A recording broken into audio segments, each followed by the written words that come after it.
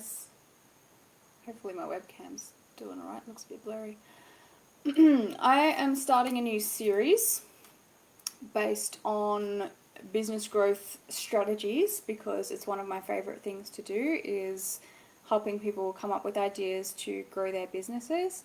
And I used to do this quite a lot a couple of years ago. I haven't done any in a while, so I've actually asked some of my existing clients to submit their businesses to me, tell me what they sell, tell me what they're currently making per month, and tell me where they want to get to per month. And I'm going to do a series of quick videos giving some strategy of what I would recommend that they do to grow. So the first one that I have chosen is a hair and beauty salon from one of my clients. She's already doing very, very well. When she started working with me a couple of years ago, she was doing about $5,000 a month, and now she's doing $65,000 a month, which is insane. She's done so well, but her goal is to get to $1 million a year. So she really wants to get up to that $84,000 a month mark. So if you're watching live, comment and say hello so I know who's there. And if you'd like to submit your own business as well, please do, and I'll choose some more to do. But to start with, she also wants to increase her profit from 10 to 15%. And she wants to have this growth with her existing staff. She doesn't want to have to hire any more people to get to that revenue level that she wants to get to. She doesn't want to have to increase her wages because she's already got a really, really great team. Hi, Priyanka. So I've got 4 things, strategies, techniques that I highly suggest should be the main focus. And these will apply to a lot of other people's businesses as well. So the first focus is very, very important to maximize what you've already got. A lot of the time in business, people focus on always wanting new clients, always wanting to grow their audience. They think that's the answer to business growth, but it's actually not. It's a part of business growth.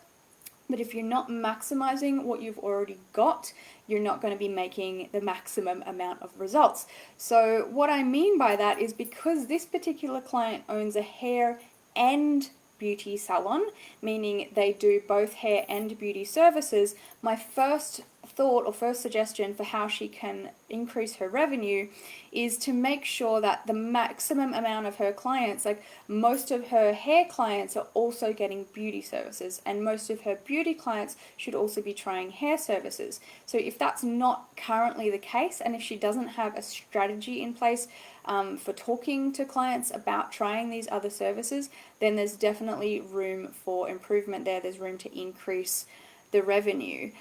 Because if you actually could increase your revenue by 25% if 25% of your customers started spending more with you and started buying other services. So, you know, if 25% of your hair clients also started getting facials, as an example, it can dramatically increase the revenue of the business.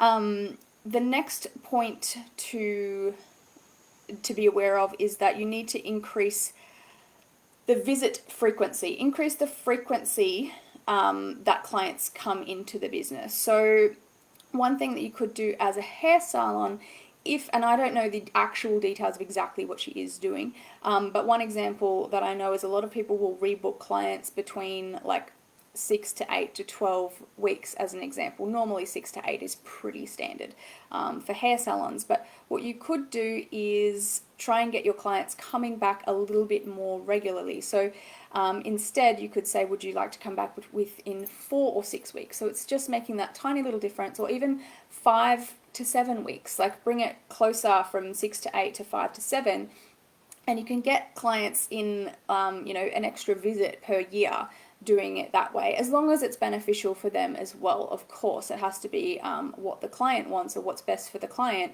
But if you can get your clients either spending more with you or coming back more frequently, that is the very first thing to focus on to do that will increase your revenue, increase the money that you make.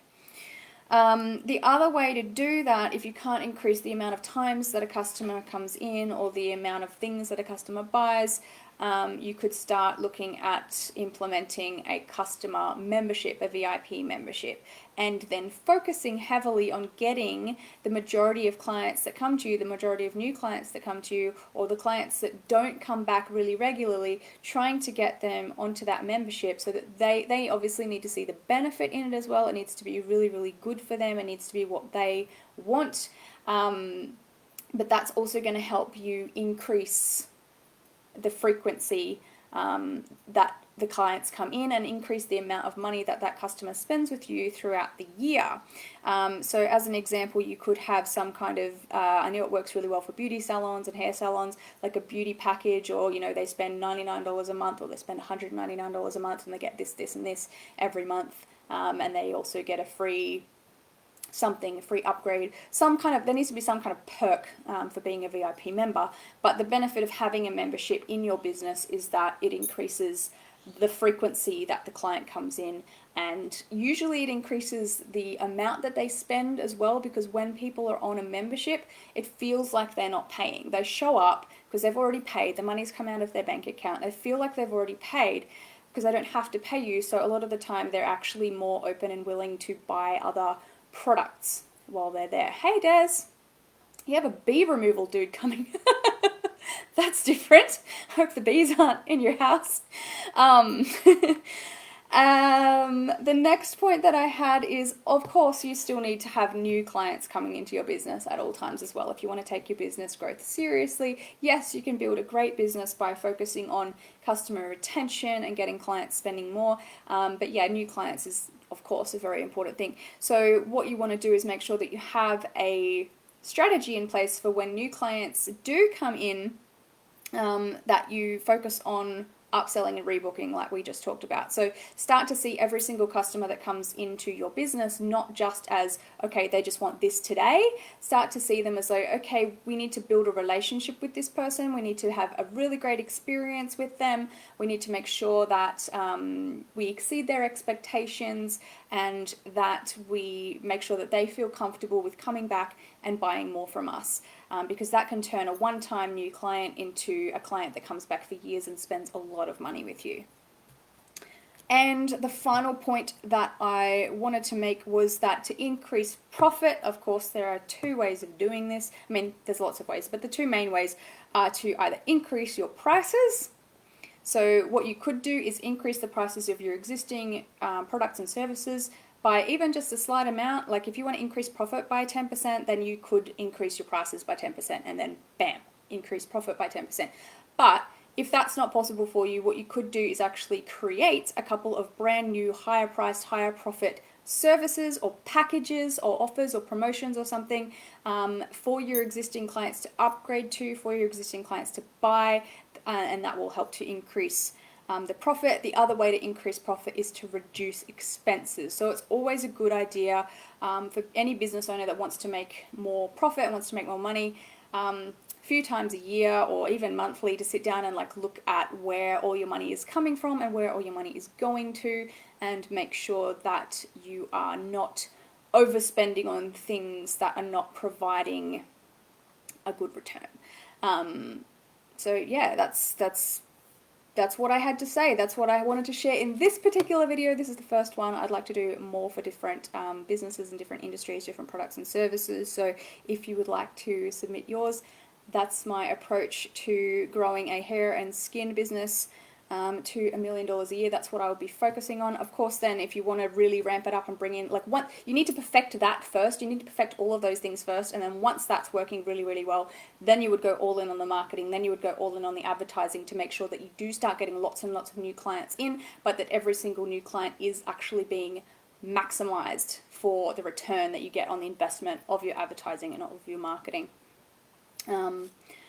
Let me know if you have any questions. Of course, if you want the actual details on how to do all of those things, that's what's all included in my Proven Profits membership this year. So if you want to check that out, head over to carissa-hill.com, my new website, go to the Proven Profits page, and you can have a look at that membership there.